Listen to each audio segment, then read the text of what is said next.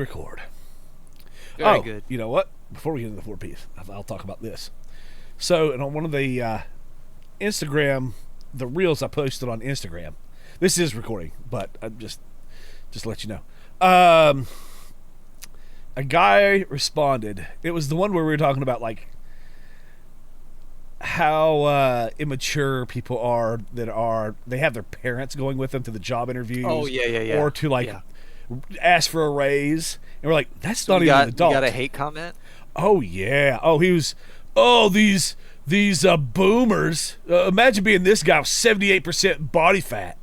And I'm sure he's talking about. I mean, I'm assuming he's. It has nothing. That was my whole point. He was like, this whole thing was like, they're so weak. He went on this whole tangent on like, easy times create weak men and strong. And it was the weirdest. He thought he was spitting fire. Extreme ad hominem. Yes, just out of nowhere. And I was like, one, I'm not 78%, but I was like, that doesn't have anything. The best is to be both intelligent and fit. But right now, I would rather be intelligent than fit and dumb like you. I'll go abs for abs with him. I think he might beat me. I suspect he doesn't. Yeah, it's kind of like I figured out. Like I just, I've been kind of off and on the weight loss train. I've kind of been maintaining a bit, but I got remotivated again because I realized. Because here's the thing, you know how I am with argument. Because there's been people we know in our friend group who I get frustrated arguing with because they use a lot of that kind of argument. Like they don't stay on point; they shift to try to not have to deal with the actual discourse. And I was like, it's not that I care what they think, but it does annoy me when I can't even have a good discussion with someone because they're going to try to bring up like, yeah, but you're fat. Pointless it's like, stuff. Yeah. That doesn't talk about the actual topic at play here. Which is, I mean, that's the whole thing was like, it had me like, I don't know. It's just like, you haven't even touched on anything that was on topic. Like, it was completely off topic. It had nothing to do with the odds of this person, would you seek out this person's advice? Mm-hmm. No. Why do you care about their criticism? Well, it's not that their criticism is more of, but it is a thing that I realize that some people will do, and then you've run into them with, family members and such, right? Who get too into that, like, men are you're a failure if you're not this in gym and blah blah blah, and it's like it takes the reason I want to lose weight is because it would take a layer of bullshit away from debates and discussions. Absolutely. And that's why I want to do it. It's not because I care what they think about me. It does extend to just about everything, right? If you are attractive, people will listen to what you say more than if you are not. It's remarkable and it's sad, but that's the way it is. But I was just this morning, I was on YouTube and I saw this post.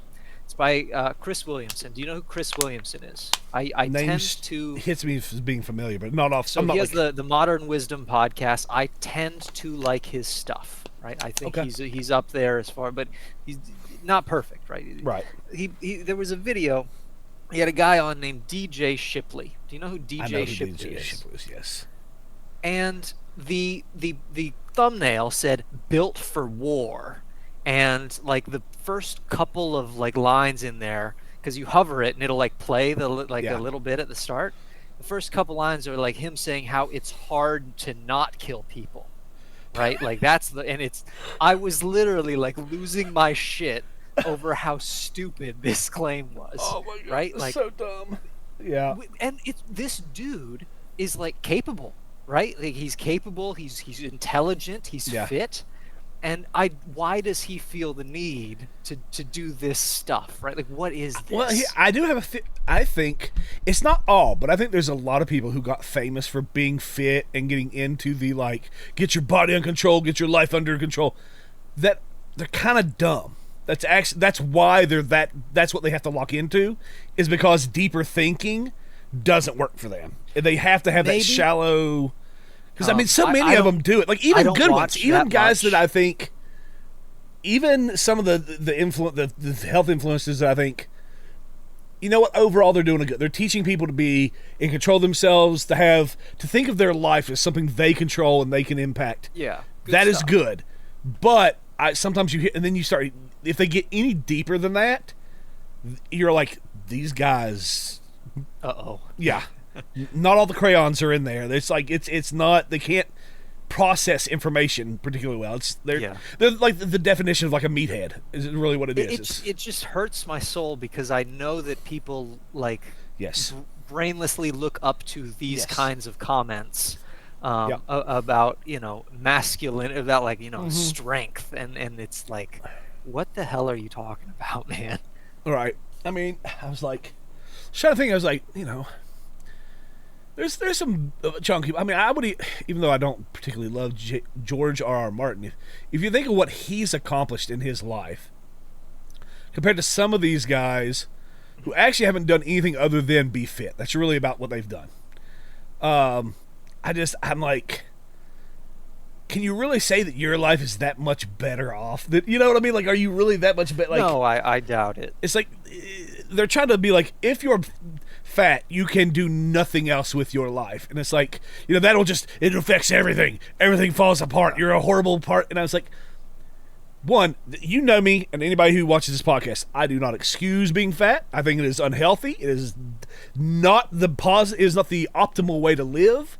So it's, I'm not one of these body positive facet of life. Yes, right? but it is one element. Does it bleed over into the other things a little bit? Yeah, right? Like I'm sure. Maybe the other bars, instead of being all the way up, they're like down here, but they're not all the way at the bottom just because the one. Yes, is there's struggling. people who have been able to accomplish many things while being overweight, and it's like, it doesn't completely sabotage. It doesn't make it to where it also, just out of logic, it doesn't mean that any argument they make is wrong. Like, that's the part that I think annoys me more than anything, is that, oh, you're fat, I will dismiss any of your like, I won't discuss the concept that you're talking. I won't debate the information. I will merely reference that you are fat, therefore everything else you must think is awful, and I don't even have to debate. And it's like, no, if I say 2 + 2 = 4 and I'm fat and you're fit, you saying it actually equals 6, like, that's, it doesn't make you equal 6. You don't, the person saying it has no, bearing on the influence over actual whether the idea. Yes, correct. Right. The thing that DJ Shipley was proposing in that was dumb, not because it was DJ Shipley. Yes. He seems like a decent, smart guy. It was dumb because it was dumb. Like the train of thought is dumb. Yeah, he was saying he struggles. Is that what he was saying? He struggles to not kill somebody all the time or something?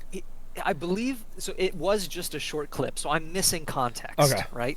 But it was one of those like bait things you put at the start. So you're like, in this episode, see what he means by this, right? And it was like him saying it's hard to not kill people, right? And I'm so strong that I bump into somebody at the gym. And this is what who knows if he meant like, in the Navy SEALs when he was like overseas or whatever he was doing, right? Like, there are people in front of you, right? Like, I could get being in a zone where it's like you're fighting for your life and you're like, all right, I'm taking out whatever threats there are. I can see that.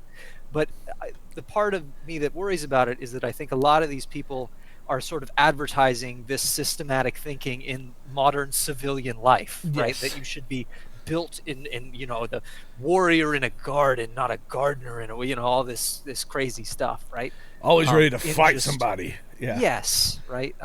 We should take society back to where we're just everybody's brawling. There's no intellectual control, no emotional control. You're not debating ideas. You just just constant mog fight everyone. Yeah, right. Just be bigger, stronger. Neanderthal out. Yeah, me eat meat, me punch you. Yeah. Yes, I don't know. I guess that's that happened this week. I was gonna point out because I was like, man, that annoys me so much. And I think, and then remember, it kind of made me think about some of the creators that you have talked about, or influencers. That's kind of a common thing. I've seen some that I like that usually they say smart things, but they say the same thing. They're like, I can't listen to somebody if they're fat. I'm like, that's dumb, because they may be giving you fantastic, perfect, what you need advice, and if you're saying this, they lack control in this one area. Therefore, everything else in their life is that's just factually untrue, and you're missing out. You're losing the chance to have somebody provide for you. Well, I can recall in my EMT program for lab, we had 5 or 6 different firefighters that were there to assist us, right? Yeah. They oversaw and did stuff like that. The one that was the best instructor, a guy named Stroh, right? He was awesome, very clear, fat. He's a hefty dude. He's gonna retire in like a year. He's been doing it for a long time. He's got his merits, and he's a fantastic instructor. And I learned a shit ton from him. And even as I was taking like the national exam, I was thinking back to conversations that I had had with him when the questions appeared in front of me, and I was like, oh, he was prepping me for this. Yeah. And it was like constant, right? And he was, if I had dismissed him because he was overweight, I would have missed out on a decent amount of very good knowledge. Yeah. Well, how many NFL teams would be in trouble, or college football teams would be in trouble because the head coach is fat?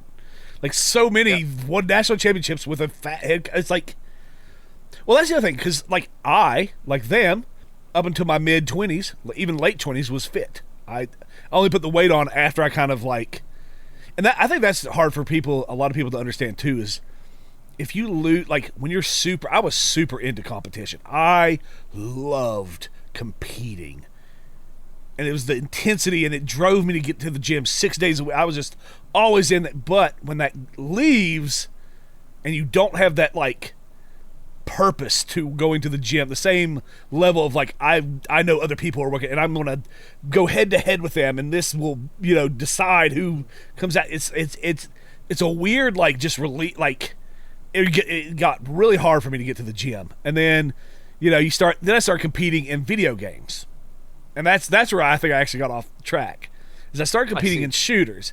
And so I started going, well, instead of going to the gym, I spent more time trying to get good at like a shooter, various ones. I played a bunch of different ones. And it's because that's where I got my competitive outlet. That's where it would go out. And I think it just like, then I started getting fatter and fatter. Then you get so fat that it's not as simple as just, you get really bad habits, you get food addictions, psychological, and there's just a lot of stuff gets developed during that time. And so it's like, I mean, most of these coaches, we know the stuff in our heads. We know how to be fit. We know health stuff. We know how to do all the workouts. It's not like we've been fat and just never did anything our whole lives. We were there, and then we kind of lost it. And I don't know. I think that there's this assumption that like you were always this, because it's weird. It's such a hard internal thing, because I'm like, I used to be so structured. And I was always at the gym, and I was fit, and I would get my homework, gym, homework, sleep. I was good. I was all the things that are supposed to make you, do a podcast and tell everybody how to be successful in life, right? And I was not now. Now I do. I mean, I guess I can still get stuff done to some degree, but like, it's, I gotta get that mentality back. It's just hard. It's one of the hardest things to get. Once you lose it, like lose it, man, it is tough to. But anyway, God, that was just me ranting, because I was going to talk to you about that anyway. So. Me and placebo. Oh, go ahead. Yeah. I think it's a good topic for discussion. Me and Dearest Placebo were reading I wrote a paper, and I was trying to find the actual paper. What was the one that we thought was ridiculous? It wasn't this guy's. It was the one that was... No, I can't remember exactly. It was the third one you sent me. That's what I know. The titles, they are gone. But it was the third one you sent me, where... Excuse me. I actually wrote down a couple things from it, but it was something okay, like... I know. And this is the one I was really going to get into, is the concept of moving from... I believe it was from place or from promotion to purpose. Oh yeah. That was the one that really clicked. That I thought was the most interesting element of this, was how we shifted. For the people that have no idea what this is, can you give us the skinny rundown of what the hell are we talking about? I'm once again doing all kinds of doctoral stuff, but one of the papers is talking about a very common core marketing. I don't even know what to call it, but an idea, for lack of it. And it's called the 4 Ps, as in like, well, I'll just tell you, they are product, price, promotion, and place. And these are like the 4 things that you want to consider when creating your marketing and figuring out how you're going to market. You want to try to pinpoint these and get these to be optimized. So you want your product to be quality. You want your price to be, competitive. Promotion means like, how do you promote it? Sorry, my eye was itching. And then places like where are you putting it, basically? Where will people see it? And I sent Placebo this other, and these are all academic, peer-reviewed. Yeah, they're in the journals. Marketing journals. These are fit. So for those people, that's why we're kind of using this. It's official. You could use this if you wanted to write your own paper. It's German wrote one in 2025, and he was the 4 Ps, and he was talking about how the 4 Ps have evolved recently, kind of like as society is modernized and as especially I think like technology has kind of jumped in. Yeah, 100%. I mean, even with place, right? Because it used to be, well, do we put a billboard on the side of the interstate, or do we do some like advertisement in a magazine, a newspaper? Right? Yeah. Whereas now, when you conceive of, or do we put an ad on like Twitter or something like that? Do we do Facebook? Do we do Do we advertise on a podcast? All the other, it obviously is the way to go if you want the advertisement to reach more people. Is online. Exactly. And actually, that's what I wrote my one on place. We have to talk about all 4 of them, but this particular one, I was tasked with studying promotion. And German suggested that promotion has been, instead of like advertising in a convincing manner, it was like the primary thing you have to think about is purpose. Is people no longer are convinced by just like seeing a funny ad on TV, or hearing a jingle or a saying like "Choosy moms, choose Jif," right? Like they want to know that what they're buying. Now it needs to be Jif donates to homeless families across the nation. Now get our product to be on the good team. Exactly. It gives you purpose. It's actually that's where this ended up heading, is by supporting Jif, you support these homeless. Yes, you now are a good example. person. Yeah. That's exactly it. And I just thought it was really fascinating that here's my take. One of my takes. One of my takes. I think it's actually a negative statement on society that we are so empty as human beings. Yeah. That we are looking to what kind of hotel I stay in, what brand of peanut butter, to give us a sense of purpose in our lives. So we are so self-centered. I think the multiple things. That's not the only thing. But like, our lives have just had so much of the actual drive and purpose, inherent purpose, taken from it, removed from it by social media, by all kinds of things, right? That we now are stuck trying to artificially get a sensation of purpose by like, oh, I bought that peanut butter that feeds home. I am a person who supports, I am now a good person. And, I don't know. That was worrisome. That to me, that really drove this home. I agree. I think it's a problem. No, you're good. I just, to sort of clarify, I am not a marketing person. I am not an advertising person. I'm not studying for an advanced degree in marketing or advertising. Right. My advanced degree is purely in philosophy, so I'm interested in the train of thoughts with things. And I think that you're right. I think that everyone sort of, when looking inward, tries to figure out what makes them good, right? I think you see it all the time in like, they justify their bad behavior so that they can sleep at night thinking they're the good guys. Yeah. People do it all the time. And I think with this, I think you're 100% right that the problem is that they are, when looking inward, there's an empty vacuum, right? They don't have the things that they can rest on and say, I'm a good person because X, Y, and Z, right? Because I try to help people. I think that, and this is perhaps dumb, but feel free to call me skinny or whatever in the comments. That's fine. Um, I think I've been thinking a lot about the question, why would you be a good firefighter? Because I know I'm going to get asked it when I go to apply, right? And I think a good response. Well, I think that I would be a good firefighter because for one, when I was in the EMT program, I'm the only one that was in it that when we graduated, I knew the names of every single person that was in that class with me, right? And I knew the names of every instructor. And when I went on clinicals, I still know the names of every single firefighter that I worked with there. And I think that that sort of interpersonal connection makes me just a good person. And I think that being a good person would make me a good firefighter, right?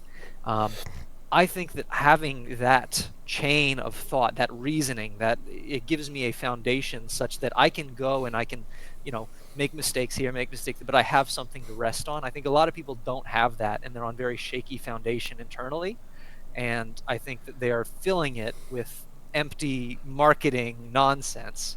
Um, so, long-winded way of saying, I think you're 100% correct on your take.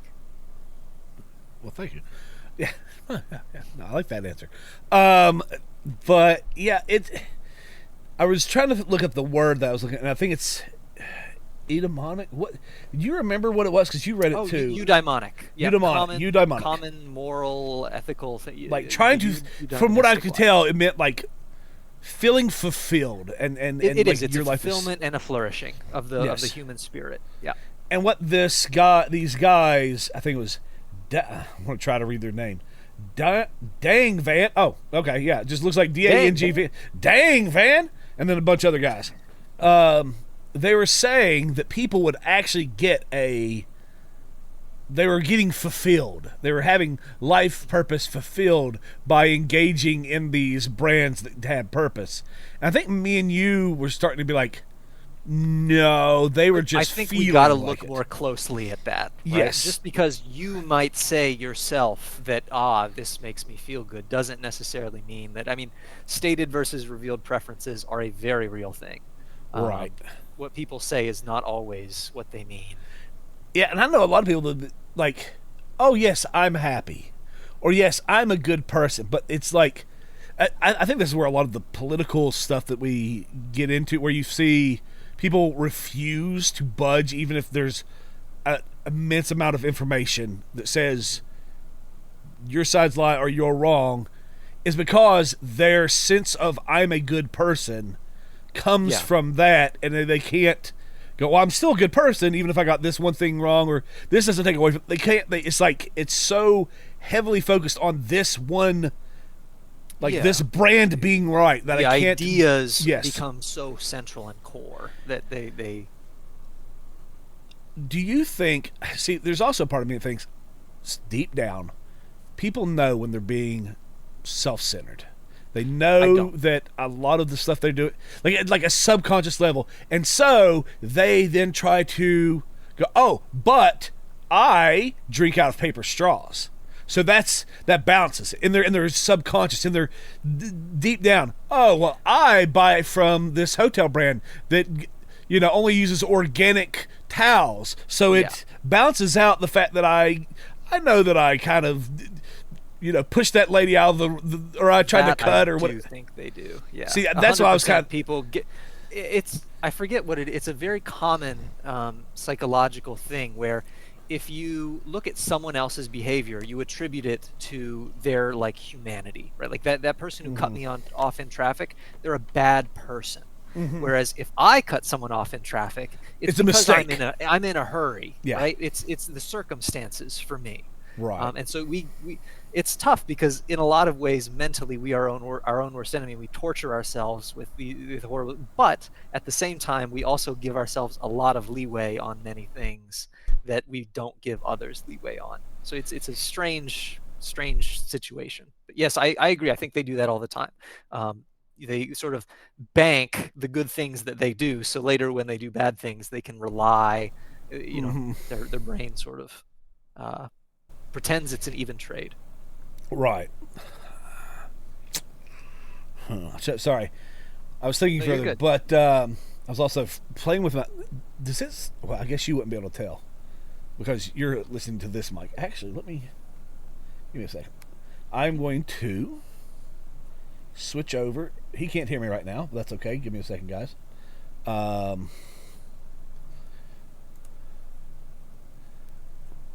Never mind. I'm not going to do it right now. We'll just have to hope that. I'm hoping that my mic's not making crackling noise. Oh, okay. I mean, I didn't hear it the last time I put up clips, so I'm assuming it's fine. Um, it's just I can always see on the thing, it looks like there's always a little bit of sound going on. And I'm wondering if it's not. Yeah, I feel like it's the wire here is not quite. It's not perfectly connected. Yeah, it So could be. it's creating. Anyway, that's what I was looking at. I got distracted because I wanted to make sure. No, you're audio good, levels were man. I think a lot of the people who bank their personalities on the products they consume Yeah. or the companies they support um, stand on shaky ground with their sort of internal Well, I agree. validation of themselves. Well, that's why I mean you're seeing people. Without getting too direct, you will see people defend absolutely heinous crimes Yeah, because they have decided this is our side and our side correct. is right because it's our side. It's like Correct. it reflects on me. If this guy was wrong and he was on my side, then maybe I could be. It's The a tribalism is crazy. yeah, and I think a lot of it comes from this concept that people wanting to feel like Who they are, right? I yes, think to go back, I think this is why people push too far in a direction, right? Like with the DJ Shipley thing earlier. There's nothing wrong with promoting like get in shape, be healthy, take accountability, all this good shit. But I think the tribalism pushes further and further away, right, right? I forget what it's called, but it's another psychological term. It's like polarization of some kind. There's an adjective in front of it I can't remember, but you get people together that are like-minded, and they sort of push further and further away from the general population. Um, and I think that you have so many of these groups that are just sort of splitting and spiderwebbing off that the tribalism is making it much worse.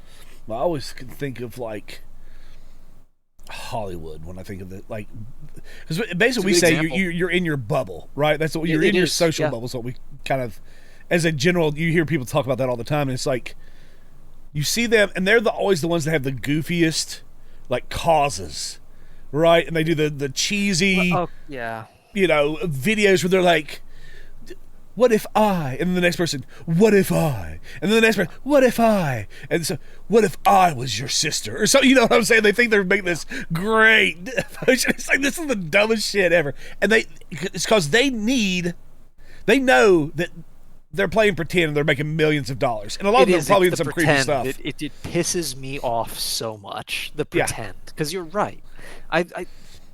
Lewis Hamilton won the race recently for Formula One in a Ferrari, right? He was a Mercedes man for a long time. Now he's in a Ferrari. He won the most recent race. Everyone's like, "Oh, we're so happy for him. He's back. That's amazing." And I'm like, I do not like this guy because he always talks about how I think he said billionaires shouldn't exist, right? He says, yes. The poor should be taken care of. He's very into the social justice. He's dating Kim fucking Kardashian right now. Right. Like, what do you talk? Do you go on to like dates and you say, "Hey, I think that you should donate a huge amount of your money to"? No, you don't do that. I can tell you don't, because this guy has like a insanely expensive home that he has paid for with money that he's hidden from taxes, right? And at the same time, he's like urging people, "Hey, everyone, donate $10 to this cause. They need 22 million to get to their end result." It's like, buddy, you could do that with the money that you hid away from taxes, right? So you gotta practice like you preach, or I don't like you, okay? Yeah. And I think that is a lot of this Hollywood stuff is virtue signaling I'm a great person. Oh, well, but I'm then just a you're millionaire. not I'm not doing a. the I'm fucking I thing. got 300 million, but not a billion. So it's like no, that's Right. still an absurd amount of money. Like if you're talking about what's absurd versus poverty, like yeah, And if you're gonna just shut up. Just don't say these things. Yeah. Right. But you've introduced hypocrisy. yeah. I, Even if you want to be, yeah, you're right. Even if you're going to be a billionaire and you don't actually care, just like, yes, I am rich. Yes, I recognize that people are suffering, and I could perhaps do more, and I'm not. Okay, but that's Right. it. No, I agree. It's just a real fascinating way in which we psychologically defend ourselves having comfort and Yes. but then not wanting other people to also like. I mean, I got a friend who does. Here's one that always annoys me. Comparison game, man. The comparison. That's exact. Well, I mean, other people do it. Well, all the industry, the whole industry does this thing. Because I'll be like, this is kind of like disingenuous, or this is not moral, or this is. I mean, sometimes if I'm talking to somebody who's a Christian, I'll say not a biblical way of going about this, and they'll be like, oh, but I don't do it as bad as fill in the blank, or everybody else is doing it, or I'm doing this because it gives this, and it's like. So to be crystal clear here, it is a fallacy to think that way. It is the same level of wrongness as your argument is bad because you are fat. Yeah. They are the same level of incorrect. Yes. That's So exactly if what you I'm think going one for. is crazy and the other is okay, you're just wrong. Yep. They're both equally incorrect, and it's a defense mechanism to try to not have to look internally and very figure out normal what's one. going on. Yes. I'm sure I do it all the time. Oh, yeah, And yeah. I hope I have people around me that, hey buddy, you're doing the thing. You're doing the thing. That's exactly, and I think that's why me and you usually get along so well. Is I do think we appreciate when we get a little bit We're of doing feedback. the thing. Yeah. Yeah. Hey, you're doing the thing. You're like, yeah, you seem like you might be doing that. At least think about this. I think you do a pretty good Yeah. job of presenting it to me, because I do think it depends on how you present it to. I mean, I'm, hey, it looks like you might be doing this, as opposed to you're awful. What is wrong with Right. you? It's like Yeah. one will make you defensive, the other makes you okay. You're right. I probably There's a need to. common sort of smarmy response that's like, oh well, I mean, Dennis, right? As if it presents like I know better than you. Yeah. When it's instead of what should be the case, which is, hey, I'm concerned. Yeah. It's about you, not about me, right? Yeah. The one way of presenting it makes it more about me a little bit. No, you're right. You're right. It's tough sometimes. Well, especially if you've seen it happen over time, and you start to get I think sometimes I get a little frustration build up, and so if I would have just kind of, but of course when I see it the first time, I'm like, well, maybe that's not what I think it is, or I'm not gonna. I don't want to do it the first time. Yeah. You got to let the first time be the first time. But sometimes then the habit is and you kind of let it keep going until you're like, do you not see this? Yes. Can you not just look at yourself and know that you are being dishonest? In the end, it's a form of dishonesty. It is a form of lying, even if it's you lying to yourself, you convincing yourself, lying to your own conscience, whatever it is a form of dishonesty. So I don't know. I just, it's one of those things that's always bugged me about. I mean, I don't know. So I want to be clear so people don't think I'm talking about them. Let's say Pokimane or that group where they clearly As a they are hypothetical fake example. yes, where they are. You can just tell they're so disingenuous. They're one thing in front of the camera, and then they're another thing. They'll talk about. I mean, they'll talk about how they are for the poor and blah blah blah, and then they'll be like, "Oh, are you a poor boy when you don't buy their cookies that are overpriced?" Right? And it's like. Or they come across so sweet and oh God, guys, you said that, and then you find out that who was it, Quarter Jade maybe, that was I can't remember if that's who it was. So don't. It was one of them that she started dating this dude, and she kind of made it to where she liked him, and she they got engaged. She found out that she had cancer. He stayed with her through the entire cancer treatment. He basically gave up his professional gaming career to help build her streaming career. And then she got famous and wanted to bang another dude that was, physically hotter, and started doing that, and then decided that she just wasn't ready for the relationship, broke the whole thing off, left the dude, and I need to find myself. Yeah.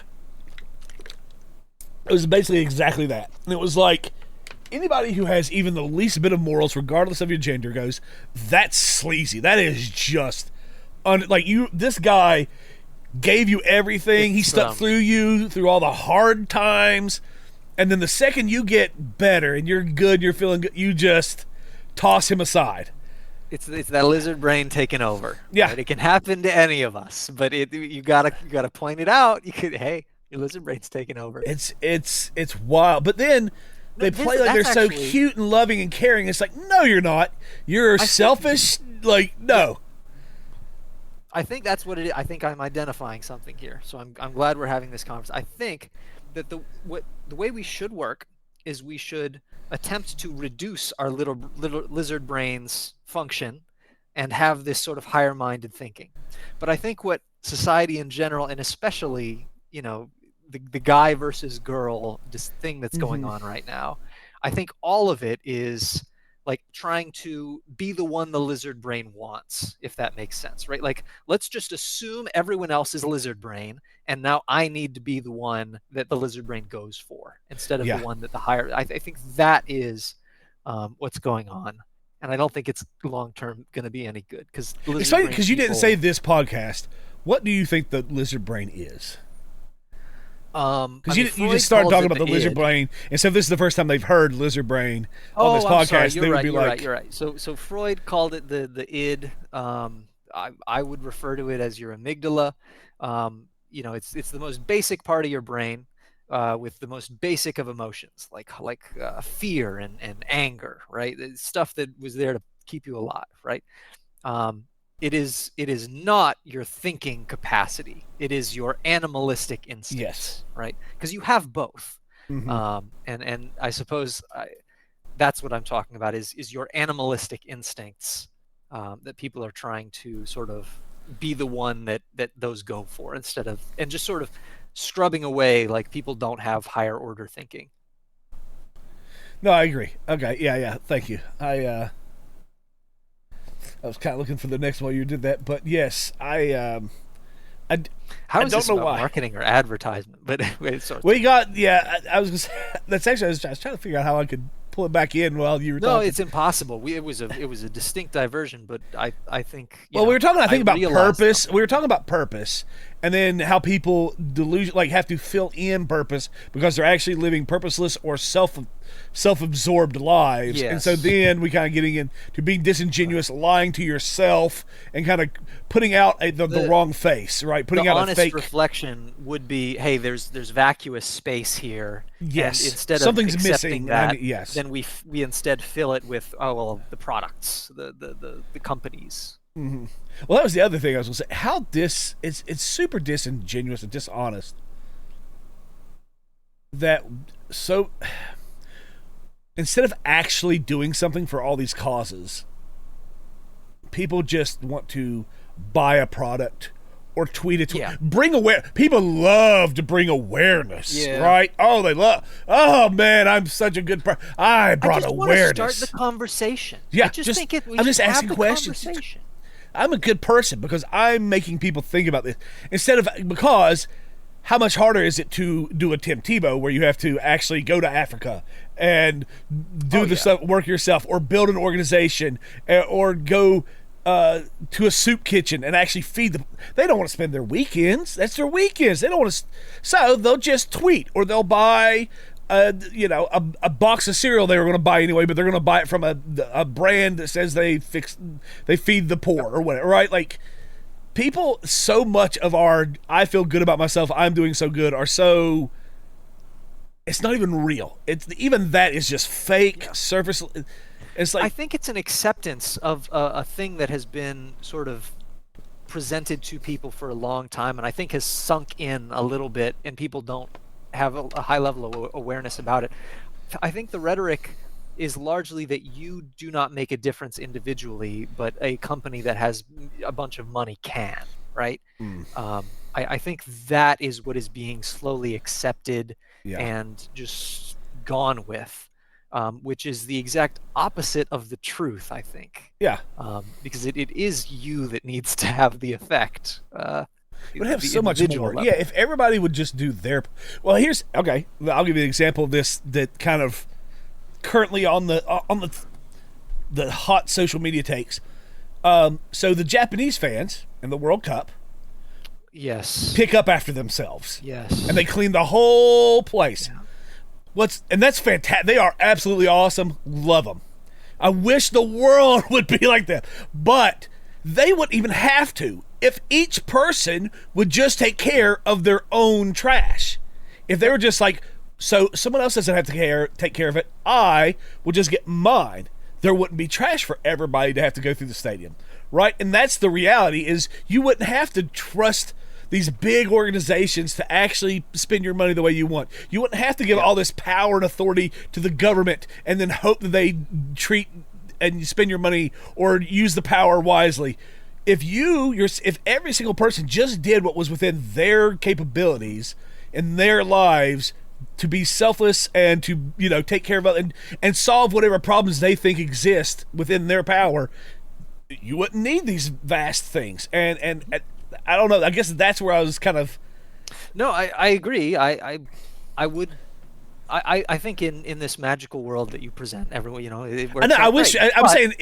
Yes, it's hypothetical. Obviously, I don't believe that people are doing like. Right, yeah, right, you right, know right. me. I don't give people but credit for being decent. The good thing, the good thing about it is that in this world, which is not that, Yeah. all of those Japanese fans should go to bed thinking I am a good person and actually have some grounding. Right? Yeah. They actually are. have something They within are. them Yes. that is good.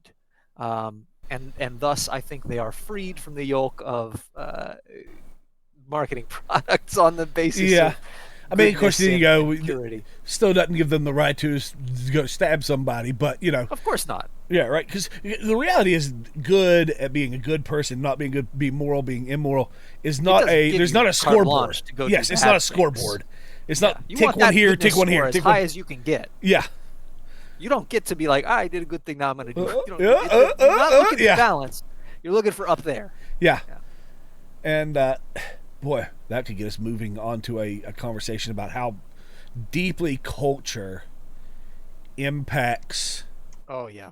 because it's inherent in the Japanese culture. They build it into their children early that you take care of like your products, your school. You do the cleaning, right? Like they don't have their janitors usually don't do a whole lot of work.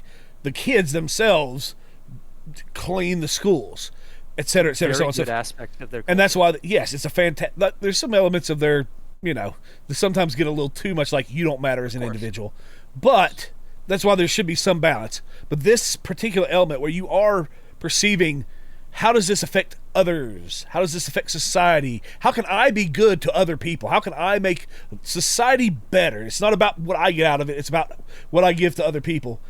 And I think that's missing so drastically from so many cultures in America. It's sad. I do. That's the thing that I think is really started to slip inside of America. I think Is the a lot of this, unfortunately, the marketing is this selling of a fraudulent version of that. Yeah. Right. Like I think that's a distinct problem here, is that it is not genuinely good to be on this but it is sold as such, and then when you accept it as such, well, now you have one of the bricks of your house is cracked and broken, and storm comes in, it's going to collapse.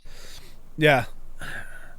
I was just trying to think of how that really because it really in the end I think of marketing less as like a it's very psychological. It's very it also is sociological, right? Like it speaks to what is going on in society, what's humanity doing. It does kind of mimic it. It's symbiotic or cyclical. It's like marketing will adapt to what the culture is doing, but it also has an impact on the culture enough that it kind of just they keep matching each other's level, and it's So I always think like, what is this telling us about ourselves? What could we learn from this and adapt and apply? And I guess it's just like, man, take some responsibility yourself. I mean, that is a big part of it, right? It's just Yeah. responsibility, not pushing the buck onto somebody else. Yeah, outsourcing your responsibility is a surefire way to like dive deep into depression. Yeah. No, I agree. It's wild. Well, it's just a sense of help. Like in the end, when you think it's everybody else's responsibility to make you happy, you're ultimately accepting powerlessness and a Correct. hopelessness. That's why I think we've got way more psychological problem, like depression and all these emotional diseases that we have going on more than ever before in the American history. And yet we've got more wealth. We've got more. It's because we've pushed this especially the last, like, say 20 years, we've really hinged on the us versus them and the haves and the have-nots and the Tribalism. it's always somebody else's fault at all times. It's you versus, and it is basically constantly telling, especially when we start teaching it at a young age, children, you're helpless. You have no real control over your life. You just have to hope that somebody else gives you stuff or treats you right or pushes you to a certain level. There's no real, self control, or what's the word I'm looking for? Oh well, doesn't matter. But control over your life is what I was trying to say. So autonomy or something autonomy, like yes. that. But it is, I think, immensely dangerous to give anyone an excuse, because they 90% of the time, right, made up statistic, but they will take it, right? If they're a kid, 100% of the time. Yeah. If they're an adult, well, they're probably mentally a kid, so 100% of the time. But, but only if they're fat or skinny. If they're in good shape, they are God. All the time. They're right. They always 100% make the right decision. Let's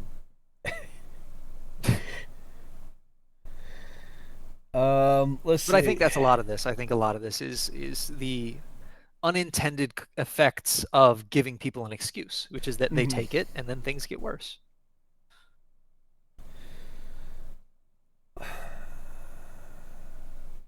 Do you think we have wrangled that topic pretty aggressively? Do you feel? I don't know. I'm following your lead. Wherever you want to drive, I was trying to think if I had. I don't really have much else. I feel like we kind of aggressively dealt with a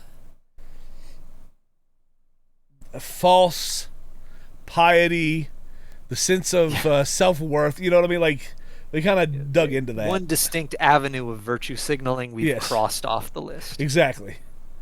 But we did touch on something that I thought, well, this is now a little more fun, and but we're talking about how with the World Cup and stuff, there's a lot of people are experiencing the U.S. and they're posting about like their experiences on the U.S. On social one media. Dude from Europe that had a Coke in front of him. He's like, I can refill this 1,000 times. And the guy's like, yeah, but like you're not gonna drink 1,000 Cokes. You don't know me. Yeah, he's like, watch you try. So excited. Yeah. Right. Yes, Europeans. And it's been wild because almost 100%, especially the ones who've been in the U.S. And actually even the ones who've been to Mexico, but especially the ones who've been in the U.S. have really enjoyed it. They're like, well, they've directly said we were lied to by like our media and by our about what America was like. We were absolutely, we came with completely negative expectations, and we have had nothing but like the people are good. And I know there's a little difference between visiting, but what I've seen other people say is Americans need to see this because we do get negative, because we get to see that, and we can forget just how actually awesome we do have it. Things. In other words, it's what we don't know how bad, like the same way as they didn't realize how good it was here. We sometimes don't know how depressing some elements of other societies can be. Oh yeah. And it's like, I mean, it's tough because like there's so many confounding variables that I don't want to draw too many conclusions, right? But but I do agree with your conclusion, though perhaps for different reasons, that there are very good elements to the United States and to North America that I think many people totally discredit or don't even like accept, but they exist. They are there. Yeah. And so anyway, it was funny because there was one thing I noticed is every time these Europeans would say something positive, it was very interesting. It was either, I'm sorry, I don't want to make this, but it was absolutely, and it was just so blatantly clearly. It was almost 100% of the time. There's two groups of people that would complain, like, you don't know what you're talking about. Okay. American leftists who just Okay. inherently hate the U.S. no matter what, I think traditionally understood to be far less pro-America. They than people to be They want people to hate the, like, they can't stand that people come here and actually like, this is great. I don't know what you're talking about. And for some reason, English people who didn't make the trip, English people are sitting up, and they're like, it sounds like they're just kind of jealous, like the World Cup was our thing, and that you're is having one fun. of the confounding variables that I think is there, right? The people that are coming over are likely quite wealthy and likely, experiencing the higher echelon areas. Yes, I've seen some that are like they scraped by and they're still getting through, but because like they were here for like 2 nights and they saw the game and they had to go back because they didn't have enough money. To counter my point completely, I think one of the greatest experiences that a lot of people have is like Waffle House, right? Yeah. Which is the low, like, or McDonald's or In-N-Out Burger. Yeah, I've seen them. Yeah. A lot of them like it's like, it's not necessarily the high class. Like some people, it's been interesting that a guy named Freddie, and he's a German guy, was the one that really got I mean, he blew up. I mean, I'm talking, he's been J.J. Watt like paid for him to have a really nice suite and gave him all this stuff. And then there's a country singer that they discovered and said, oh, she's our new favorite singer. She got them tickets to her to come see her. Anyway, but the way they got there is they were just going. They started here and they were like, we're going to drive to we started. I can't remember where it was, but we'll just say Virginia. Okay. And we're going to drive through the southeast until we get to Texas. And they were just going through it like, oh, look at these trees and look at these hills and oh, look at this quaint. They're like, oh, this is so fantastic. And then they would, the streets. For some reason, they all talk about our streets being really big. They think our streets are big. So, So apparently, we have wide streets and as far as I know, because it's so small compared to the U.S., the streets in like Europe, mainland are Europe, much tighter. The cities are all close together. Yeah. And you get very few wide. They're very narrow, from what I understand. But, not that I know what the hell I'm talking. But I mean, about. he was just like, he would take a picture of like a lake that they saw as they were driving, like, oh, look how awesome and beautiful. And he was just thankful for. It wasn't the sweets. It wasn't, oh, this is so crazy. It was just like a regular, anybody could experience it. Everyday Americans could go out there and drive and just go, wow, I live in a country that has natural beauty, and and we do. It's crazy how much because they're like, oh, why don't Americans have passports? It's like, because we have like every biome on the planet inside the United States. It's like we don't, it's like we got swamps, we got cold frozen mountains, we got tree mountain, like forest mountains, we got deserts, Badlands. We have yes, grasslands, we have whatever you want, we got it. And it was just real interesting that, and they said, I mean, a lot of them also said they thought the people were really nice. They said that Americans seem to be and I actually would agree. Of course, I'm from the South, right? And I do think that has a little bit to play in that we're much more like, oh, how's your day? Oh, it's going great. Thank you for asking. How's your day? Oh, it's wonderful. Well, you have a lovely stay. Or, oh, do you want to come over? We got lemonade if you want lemonade. We're very much, that's our culture. Whereas I think even my friends who are from the North tend to be a little more on edge. I would say. They're a little more on edge. And it was funny because I remember one of them came to the South. And down here, the women are just like, oh, sweetie, let me get you that food. Oh, honey, let me. What do you want? Right? She won. Oh, my goodness. And like he thought the waitresses were like hitting on him. And I was there. I was like, no, that's just. They've been like that for the last 20 years, man. I promise. That's just who they are. It is because there's such a difference in how people engage that he just took being very friendly as like, the only time you're that friendly is if you're wanting to, get together romantically. And it's like, no, that's just how we are. So I do think that has a little bit of a shift in it. But they did seem to like some stuff that I don't think was just, oh, look how nice the penthouse that we got is. Absolutely. I wasn't trying to say that it was exclusively the high end stuff, but I guess I do think there is, it's they're not staying in the ghetto is probably most of them. right? Yeah, most of them. I think there's some that probably were scraping together they just wanted to be a part of the World Cup and experience it. But I would agree. I'm just arguing for a balanced take here, right? The ones that hate America and think. Well, the reason I was saying they're there is because they never got to. They don't get to experience it. Because the ones that came over here are like, oh wow, these stadiums are different than what it looks like on my phone. When I'm looking at pictures on the phone, or if I'm watching a YouTube video about these stadiums. When you get here, they're huge. They're beautiful. They got all these different designs. They're not all the same thing. They don't, and because they've been talking about how great they are. And then you see the people over in England like, it's not as good as ours. Ours are better. They don't have flavor to them or whatever. There's no soul. But it's because the British people come in like, no, they're fine. They're wonderful stadiums. This is a great experience. It's just like, it did seem like there was just a group of people who are like, no, we're just going to hate this no matter what. It's tribalism. Like, yeah, tribalism. That's basically it was. That they need to, You could tell it is weird. You could tell that they felt it reflected on them. If they admitted that it was going to be that it was a good World Cup and an interesting World Cup, and the games were pretty, for the most part, pretty good. And the stadiums are nice, and they're packed, and the environments are good. Somehow it would take away from who they are. It would strip them of their value. And instead just be like, I hate it because, like, I'm from Florida, right? And I have no problem saying that I think when I flew up to North Carolina and we drove over to you, I was like, this is gorgeous, right? I think Kins brought that up. There's the rolling hills and stuff. It's gorgeous. And I have no problem saying, as a Floridian, I think North Carolina and Tennessee are prettier than Florida, right? That would be my subjective take, right?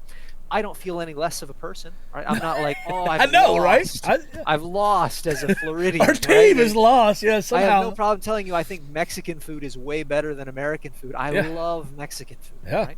Yeah. I don't feel like I've lost. I don't feel like, a piece of me doesn't fit anymore.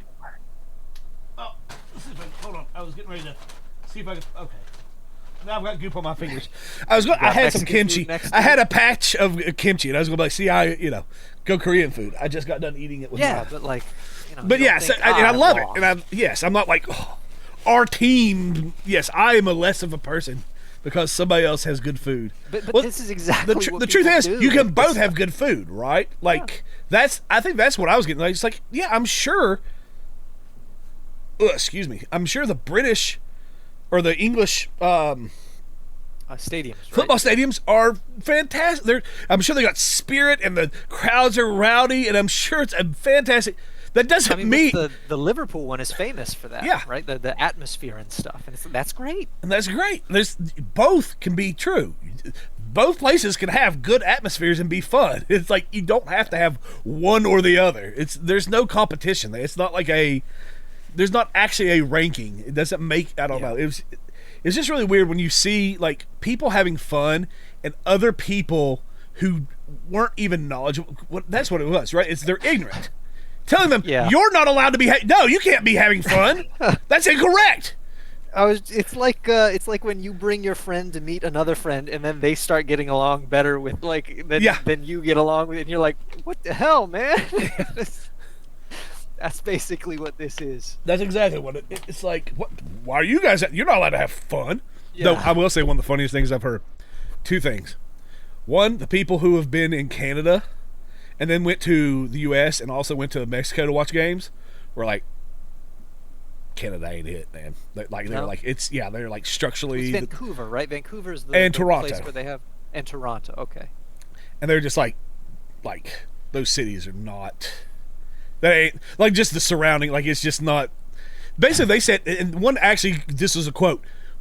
What they told us about the U.S. was true about Canada. What they told us about Canada was true about the U.S. That people were friendly, but also that they were telling them like the U.S. is ran down and is broken down and trash, and I mean, I guess some parts, but Yeah. probably not as a whole. oh yeah, I mean, obviously all places have ran down, but anyway, but they really have people thinking like the entirety of the U.S. is just one big ghetto, basically. Yeah. And they're like, no, I mean, it was really nice, and then like the Mexican stadiums and stuff, people have been having a blast down there. I've been seeing the Koreans and the Mexicans like dancing and having a good time together. And The Mexicans, they tend to do big events like that Yes. really well. I Really, agree. really well.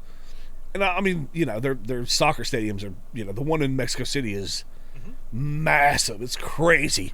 And so yeah, they just do it. It's fine. I don't. It was one of those things that when you see people go, and it makes you feel good. It does somehow make you want to connect thing. with them, because it's like, hey, I like you, and they're like, I like you, and you're like, Yeah, we hug it probably- out, like. And somebody said this might have been one of the best PR moves the U.S. has ever made, because like tens of thousands to hundreds of thousands of other I see. Yeah. citizens and a lot of them have posted like, I came here with a negative view of what I was going to experience. It is nothing like that. It has changed the way I perceive the United States, and it's because we don't know each other. A lot of it is, I hate to be a tinfoil hat, but there is a bit to like the media is just so corrupt now across the globe. Yes.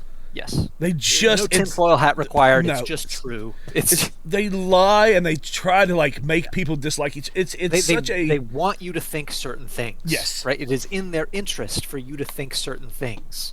It is not in their interest for you to be well informed and make your own decisions Yes. and have a good brain. And actually, Not in everybody, there. you would actually be friends with most of the people from there. They're actually good people. You would like most of the citizens from this place. Yeah. Right. What incentives are there for them to give you like total good, unbiased, just the Right. news, versus what incentives are there for them to try to get you to think certain things? The incentives are totally on one side of it, so no tinfoil hat. It's just how it is. Very good. Let's see what else we got. So Freddie, the guy I was talking about. This is pretty funny. He had what may have been one of the most American experiences. He wrote. He was in this in a stadium. He said, "I am freezing to death here. We're sitting right below the AC unit. It's so cold." And it was so, because I thought that's such a Yeah. U.S. thing where Yeah. it is 95 degrees outside, but you have to take in a full winter coat into your work or school because you sit right under the air conditioning vent, and it is like an Arctic. Yep. Okay. That's why I'm always in like hoodies and stuff Yeah. here, right? It's Yep. yeah. It's like because it's like that is the quintessential American business person. Is you park, let's say you park a block away, and you walk, and it's so hot and humid that by the sweating. time you're just dripping sweat by the time you get there, and so you get in and you sit down, and at first it's that feels good. I'll get that air conditioned on me. 10 minutes. And then, I was going to say about 10, 15 minutes, you start to go, it's a little cold, but I think I can push through.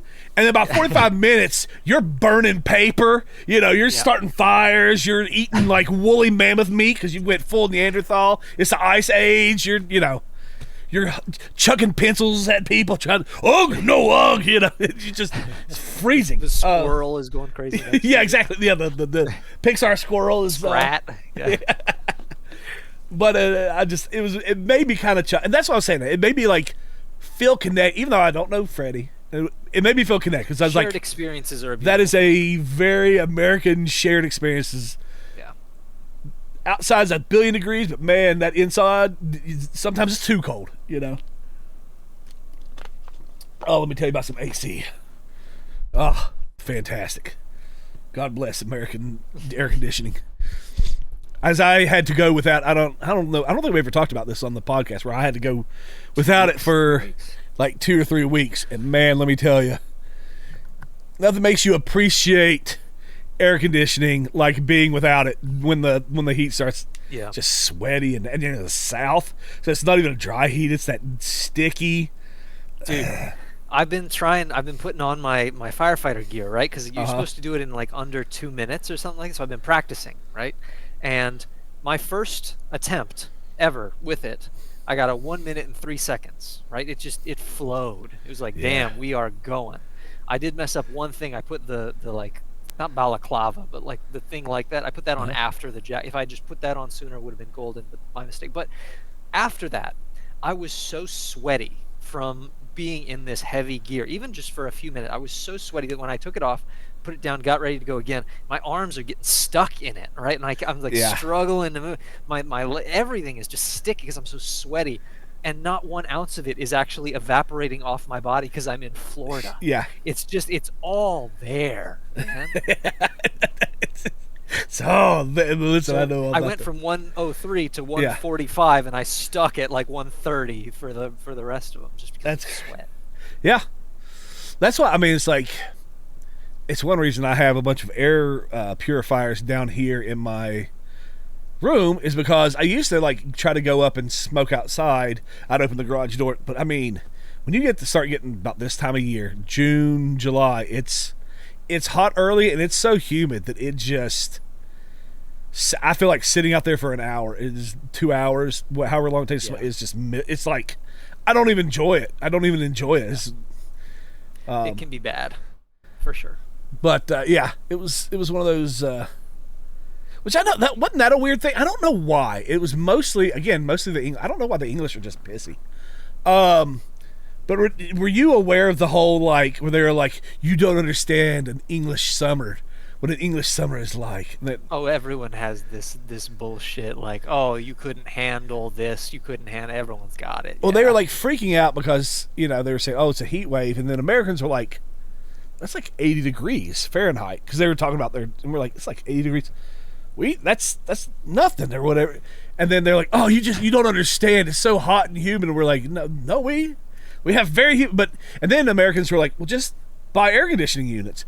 And they're like, yeah, well, you can't. You don't understand. And they this is weird. Both yep, sides are just like arguing and insulting each other. By the end, that's all it was, right? It was just yep. like you stupid Americans, and they're well. I don't know why I made the British French. I just anytime it's a snotty, Yeah, you snarky, stupid French. you all yeah, oh Americans, and the Americans like why don't you just go out and buy an AC unit, yeehaw. Um, and they were just yelling at each other for a while.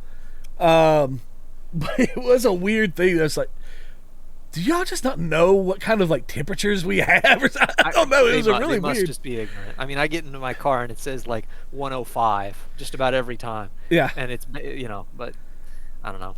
I It's mean, like, evil Kevin tells us all the time that oh, he's in 110 or whatever down over in Texas. So Texas, yeah. Which is funny that a lot of them are, one of the World Cup places is Dallas. And everybody gets to experience Texas heat. yeah, that's a bad one. Yeah. The Spanish team their home is just a few hours from me in Chattanooga. If I wanted to, I could go hang out with them. I just drive down and I'm sure I can just go chill with them. Yeah, yeah, I think you could. Yeah. Like, hey guys, Fellas, brought some cigars. Y'all yeah, wanna, want to puff away? But it was them and some other. I can't remember who else was. Some other. It was a smaller. Wasn't Curacao, but let me ask they you. looked pretty decent against Germany for the first 30 minutes, and then it all fell apart. Yeah, that's what I was going to ask. I was like, what do you think? Because I've heard a lot of people really kind of moaning and whining about them expanding to 48 teams. And they're like, oh, this is why teams like. See, it was Curacao, and there was one that was like an island off of Africa, but it's actually a Portuguese. It's like De Varde or something, Cape de Varde or something. I can't Oh remember. yeah, yeah, yeah, yeah, yeah. I don't. It's the World Cup. Every single nation should send a team. That's my opinion. It. Yeah, I don't just care. let the blowouts happen, basically. Yes. Every single nation should send it if they want to, right? I have no problem with them opting out, but there should be a system in place where every single nation. It's the World Cup. Yeah, because people are like, oh, there's blowouts. And I was like, not really. There's been like, out of, so far we're through about a round and a little bit like we started the second round of games. That was, I think yesterday was the start of the second round of games. Right, so they got Group A and B have run through twice. And I think there's maybe been 4 games that have truly been like a blowout. Kind of by the end, you're like, that wasn't really. The magic of sport is that you need to allow for the magic to happen, right? I agree. Can't, and so I think absolutely have Curacao in there. Have Yeah. Well, that's the other argument, that a lot of these like African teams have actually tied the European teams, that everybody's like, oh, there's all these extra spots should all be European, teams and stuff. Yeah. And it's been like, well, that's not really proven out. No. I mean, Germany looked great, but Spain tied, I don't remember who, but it was some dinky ass team. And it was like, there's almost for every blowout there was a whatever, and people are like, well, Germany beat two or three World Cups ago. Germany beat Brazil 7-1. Right.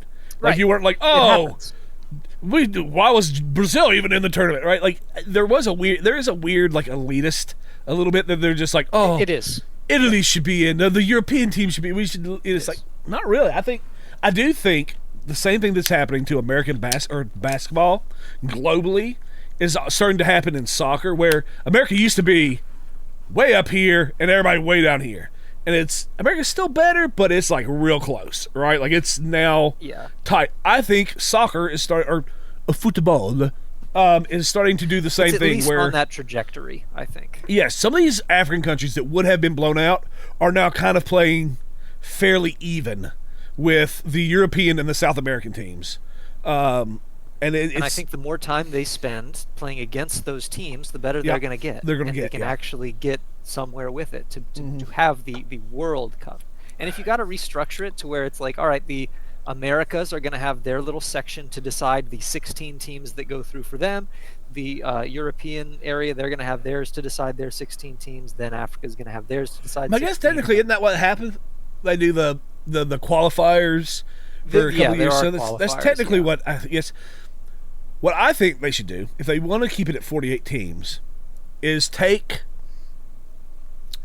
say, the last team that would have qualified in the new slot. Like, they wouldn't have made it, but now that they've pushed it up to 48 teams, they've qualified. Take that and the next 2 teams from that region, so let's say the bottom 3 teams that are within the realm of, like, they almost were good enough to make it, and then just put all those teams into a preliminary qualifying tournament of all of them. Losers bracket. Yeah, it's kind of like, but what it would do is it would guarantee that of all the teams that are available, including the European teams, the best, 12 or I think 12 extra maybe, 12 teams make it. And then nobody could complain, because it's possible that one of these African teams that actually would beat Italy and would get in, and Italy wouldn't, and then you couldn't complain because Italy had their. That happened a couple World Cups ago. Italy got beat by some team that they did not expect to get beat by, and that other team got through. I probably had to do this one because they didn't make this one. It was an Eastern European one, and it was a big deal. Croatia, I think. Probably. Croatia got really far, but. I agree with you. I think it's a good thing for the lower teams to play the higher teams. I think it makes everyone better. I think and it's cool just because some of these teams, like, they were showing like they were even the one that lost 7-1. They were so happy they got that goal because they've never been to the World Cup before, and they finally scored a World Cup, and they were just like tears flowed, and they were dancing. It was like part of the world. Yes, right? Like that's exactly. They felt like they were a part of the show, the party. And I think that's great. Let some small guys get in there and have a fun time. It is a weird. I agree. I like that we're stripping down maybe the over elitism by letting a couple. Yeah. Let a couple teams that probably don't need to be there. I mean, Qatar, honestly, after watching them play Canada, no, sir. They should not have been in there. But anyway, I'm sorry. I kind of got distracted, but no, you're good. I just thought that was interesting. I don't know why I started talking World Cup. It's topical. I'll make that the title as if that is what we actually talked about. So we'll get everybody to The watch Fat World Cup. the fat. The How much is overweight obesity? and The obesity uninformed. epidemic in the World Cup. Yeah. Only fit people win. Yeah, I guess that does good enough. Let me. I appreciate everybody who watches. I gotta go. I gotta go do my thing. Placebo's got to do his thing. That's what he calls it when he poops. And then Practice. just kidding. Anyway, thank you guys for watching. See you again in probably 2 to 3 weeks whenever I get another one of these out. And kiss 'ems. Have a great rest of your day. Go watch the World Cup.